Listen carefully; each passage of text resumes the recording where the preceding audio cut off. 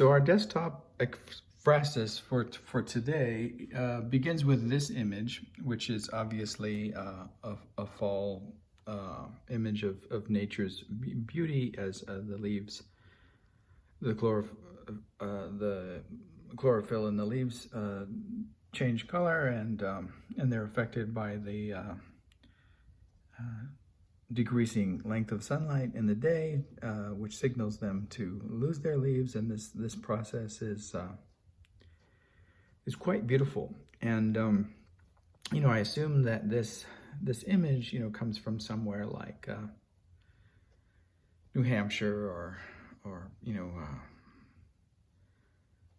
the forested areas of Massachusetts or Maine, perhaps, but one really has to be careful about assumptions like that.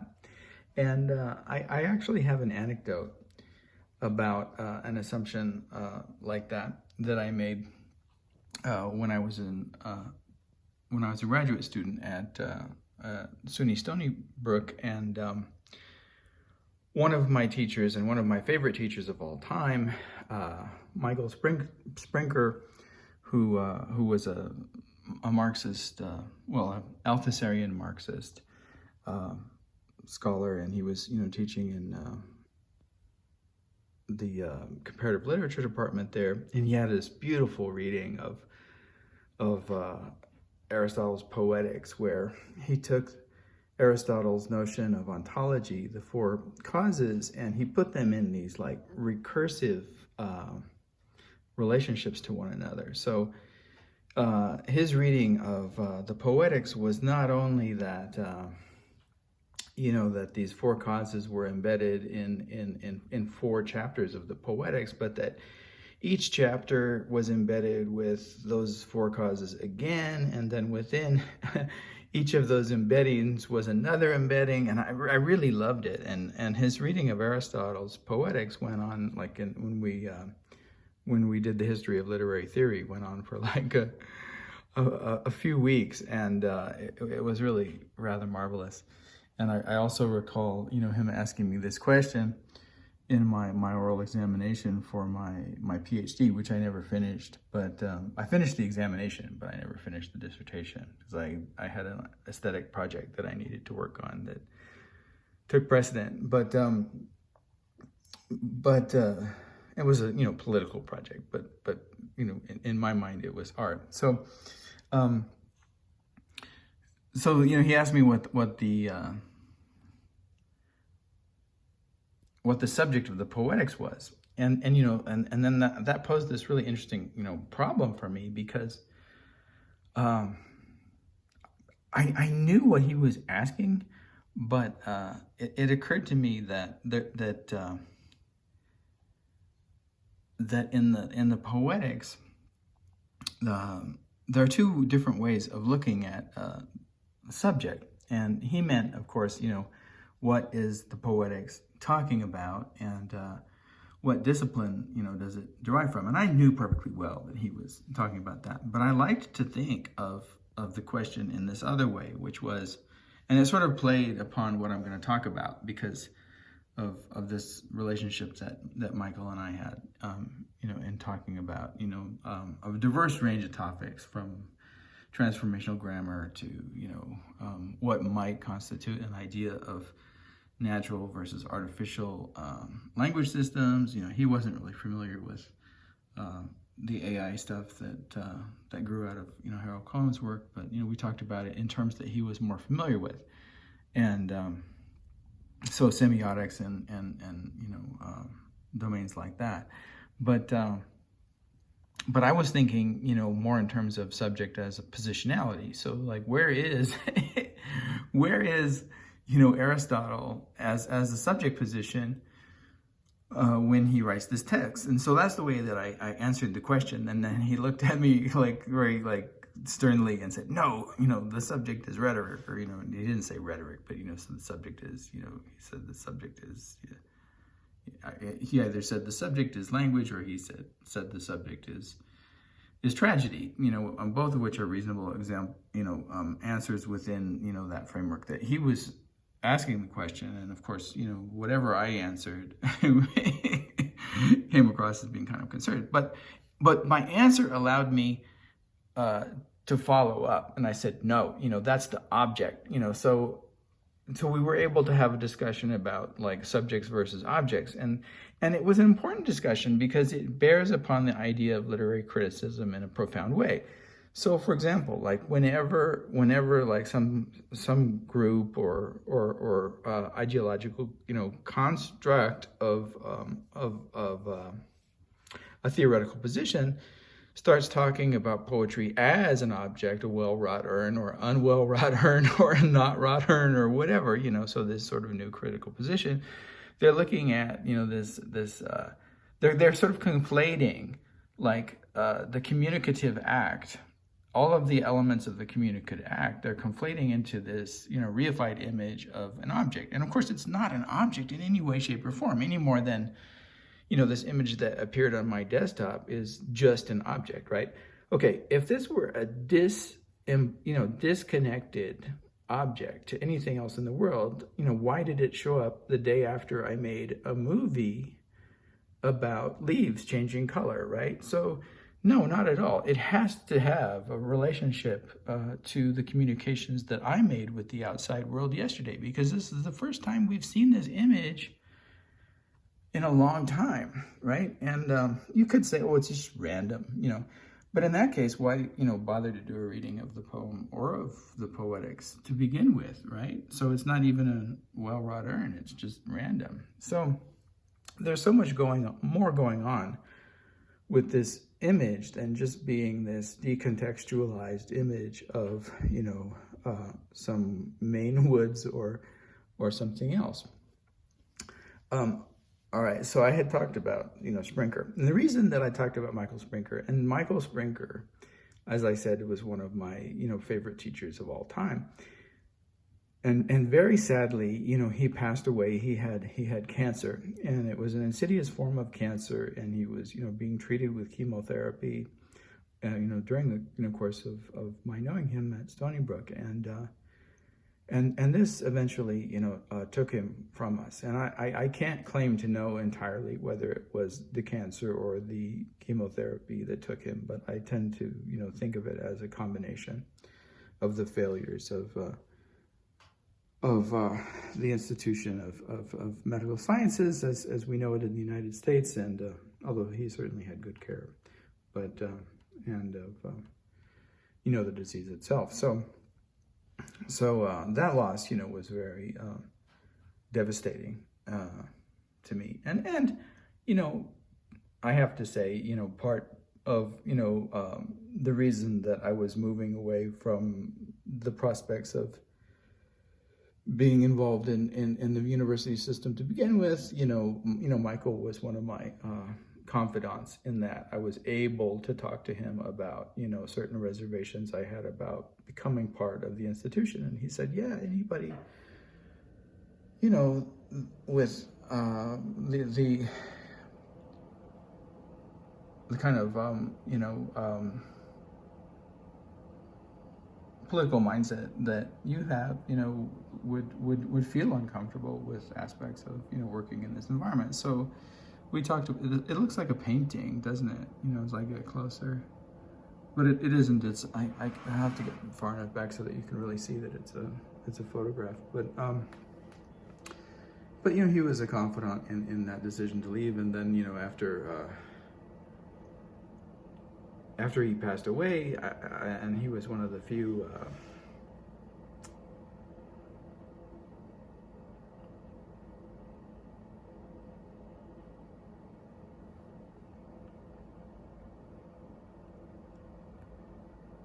footholds, I guess, or anchors, or something, that I had at Stony Brook that, kept me interested in pursuing a PhD in comparative literature. And then once he was gone, the impetus, to leave that scholarly and academic setting, increased for me. So So he's, instrumental in more than one way in my life. So the reason that this image reminded me of Michael Sprinker, and I'll just tell this anecdote, and hopefully it won't take too long, is that Michael was my graduate teaching director when I was in graduate school at Stony Brook, which meant that, I would teach classes in English composition, and I would teach classes in these various, thematically determined, topics offered by the comparative literature department as an adjunct, and I think I've mentioned some of these classes before. They were, death in the afterlife in literature. They were classical mythology. What else did I teach? Women in literature I taught, which wasn't, thematic, but was constructed around. You could regard it as, thematic, issues that, belong to the domain of gender studies in literature. And, I taught, texts like, texts by people like Kathy Acker, Monique Fatigue, and then, but I combined it, with, examples of like, and I mean this in the fullest patriarchal way, seminal texts like holy books, right? And like the way that women were constructed in these sacred and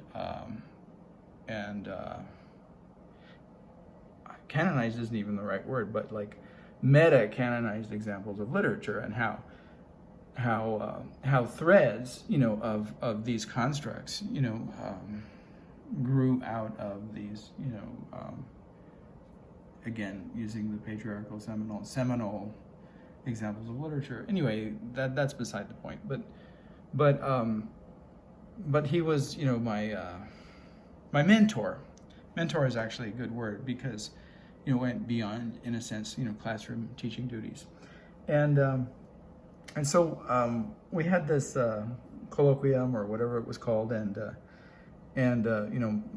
he would give us, my fellow graduate students and I, projects, and then we come back, and then we would give examples of how we would teach whatever it was that was the assignment. So, and he was really good at like reading you and giving you something that would be really difficult for you. So he he assigned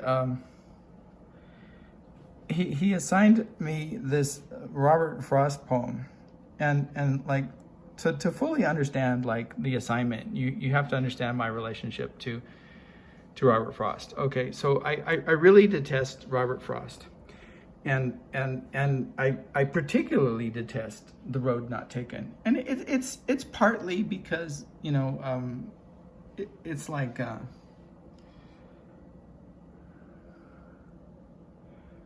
it's partly because of the outdated Americana thing, and it's partly because The Road Not Taken is so widely publicized and reiterated, and it's partly just because I think it's a banal and uninteresting poem, but this was the task, to write about The Road Not Taken, or not to write about, to come up with a lesson plan and present it to my peers as if I were teaching it to an undergraduate class, and so I did that, but I didn't do it in an entirely unconventional way. It's just that the thrust and the torque of what I did was not what one would imagine within the context of an undergraduate class. So, for example, like I didn't ignore the sort of that AAB thing that goes on 4 times regularly, more or less, with these masculine rhyme endings in the poem, or the more or less regular iambic tetrameter in the poem. I didn't ignore any of those formal elements, or I didn't ignore the way that the theme develops, or like this idea, this very American idea of like there being choice, and how like that was in some ways like you can even read it as like a metaphor of manifest destiny if you want to really, right? So I didn't ignore any of those things, but the whole point of the lesson was like to demonstrate all these multiple positionalities and how from the reading of the poem itself, like almost as a new critical reading, a close reading of the poem, one could derive like who this person is, right? So it's really obvious that, if he speaks in this way, okay, so in a way, the meter is supposed to be invisible, right? Almost like you're not supposed to think like, okay, this guy like having these thoughts is having these thoughts in this meter, because that would be ridiculous. So it's supposed to be like kind of, it's a style, but it's supposed to be invisible. It'd be like if this were a painting, and the fact that it were a painting were supposed to be invisible instead of the style. Now it's a photograph, so the issues are a little different, but framing is certainly a style here, right? Like this is an example of, horror vacue in a sense. And, we already had a lesson on that with Aaron, but let's just, suppose like that for a minute, that transparency that we're supposed to read through the A, B thing and the iambic tetrameter, and just imagine, like, suspend our disbelief that someone actually, does this. Well, I refused to suspend that disbelief. So I said, so we know the speaker of the poem is, highly educated. We know he has a background in, English and or at least, some form of, formal training and, and I created, a compelling reading of the poem, just defining the speaker's various positionalities, right? So we know that, he's middle class, or that he has access to a lot of resources.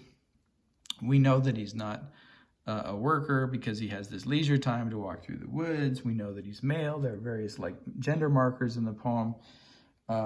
We know the season, that didn't really belong to his positionality, but, we'll get to that. So I had gotten like through, defining the speaker as fully abled. He doesn't have any cognitive difficulties.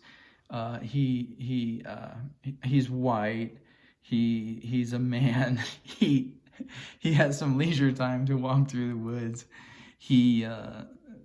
What else? He's physically able, right? He's walking, there aren't a lot of limitations. So, and then, I constructed this ideology around choice and like these ruminations on value in the poem, and the reading of nature as like growing out of this, originally British idea of the meditative, usefulness of nature, but then that growing into, the American transcendental version of it, through Emerson and Whitman and others in that particular sphere of transcendentalism, and and then all of the like signs of Americana.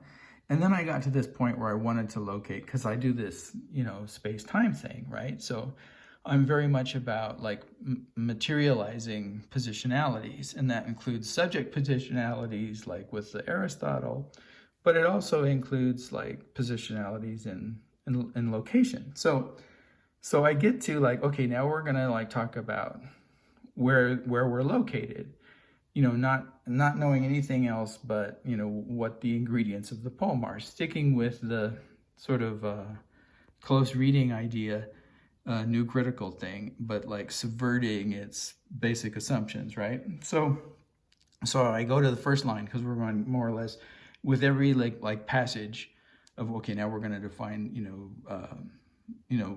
gender. So we would go like from the top of the poem down and then like read it that way. Now we're going to assign ideology, so we would go from the top of the poem down and read it. So I get to space and time, right? And I'm trying to like I begin talking about space and time. So I read the first line of the poem, and then I interpreted it in the traditional way, right? Like we're in this fall setting, right? And the leaves of this forest, or woods that he's going through are yellow. If I get close enough to the yellow, it gets out of focus. But you have to trust me that those are leaves, whether they're in focus or not. So there are leaves here, and then, you know, via conservation, if you study Piaget, you know they're still leaves if we're here, even though they're out of focus. All right, so I get to the first line, and it was like la la la la la la, and leaves, and so it's a fall setting, so we know we're in fall. So we're located now in a season, so we can limit we can limit in time, you know, when it might be, and then I go, and we know he's in New England. Okay, and Michael Sprinker has been like really putting up with me for a long time, and like, you know, you can see that he's really amused by it in a way, but also thinks that it's really funny because, you know, you wouldn't probably do this in an undergraduate class, as you know, with, you know, Robert Frost in particular, and, you know, blow anybody's mind on the way that you read this poor innocent, you know, Hallmark style poem, and people will be upset when I say that, because they don't think of, you know, many people don't think of Robert Frost in the same way they think of, Laurie, who's that guy that does those paintings like in doctor's offices, and oh, I can't remember. That Americana thing that,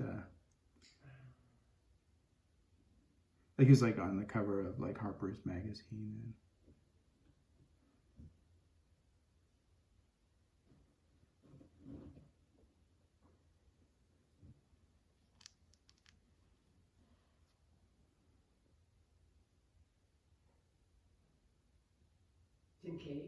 No, like he's really famous, and they're like these cartoon drawings, and they always have like, there's like a kid, and he'll be like in a doctor's office, and the doctor's giving him some. Oh, Norman Rockwell, that's the one. So you knew he just didn't like.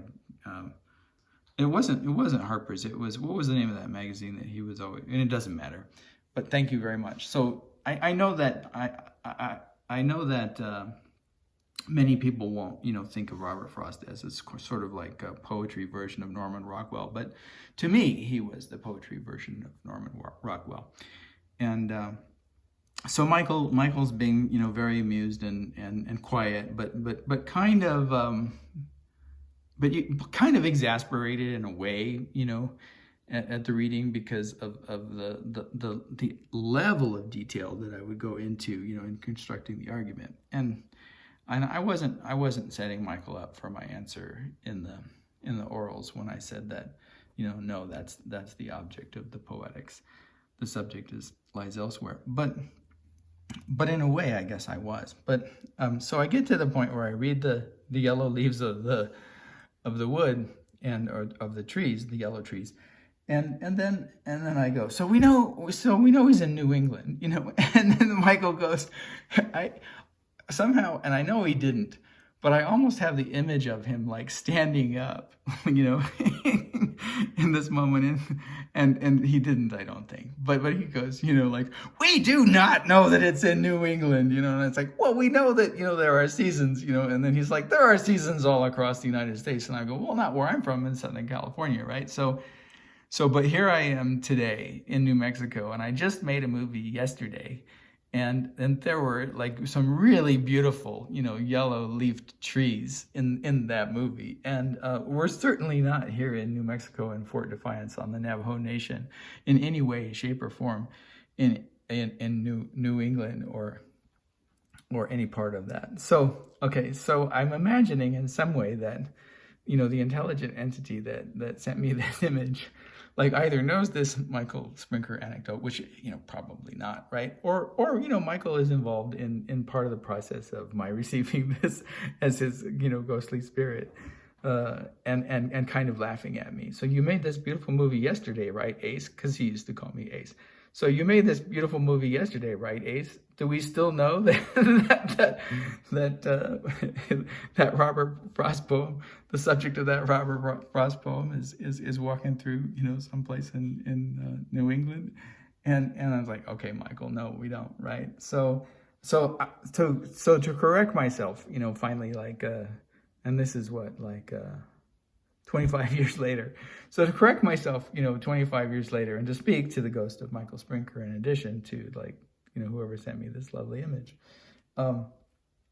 No, Michael, you're precisely right.